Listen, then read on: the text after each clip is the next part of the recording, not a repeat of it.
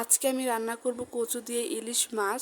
তো এর আগে কিন্তু আমি কচু শাক দিয়ে ইলিশ মাছের মাথার একটা রেসিপি দিয়েছিলাম। তো তখন কিন্তু সেটা আমার ফার্স্ট টাইম রান্না ছিল, আর এটাও কিন্তু আমার ফার্স্ট টাইম রান্না। আম্মু কিন্তু শিখিয়ে শিখিয়ে দিচ্ছিল, আম্মু যেভাবে বলতেছিল আমি কিন্তু সেভাবেই রান্না করতেছিলাম। তো আমি কিন্তু সব ধরনের গুঁড়া মশলাগুলো আগে থেকেই কষিয়ে নিয়েছি।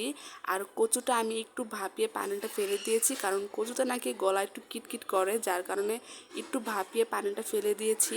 আর এখানে মশলাটা কষিয়ে মাছটাও কিন্তু মশলার সাথে ভালো করে একটু কষিয়ে নিয়েছি।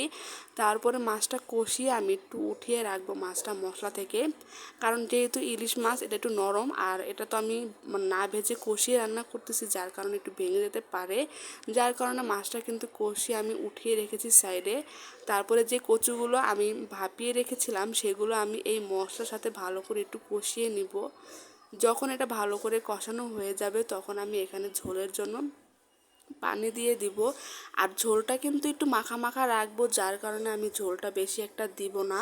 তো এই তো ঝোলটা কিন্তু এতটুকু দিয়েছি। যখন ঝোলটা বলক চলে আসবে তখন যেই মাছগুলো আমি উঠিয়ে রেখেছিলাম সেই মাছগুলো কিন্তু উপর থেকে দিয়ে তারপরে সব কিছুর সাথে একটু মিশিয়ে নিব।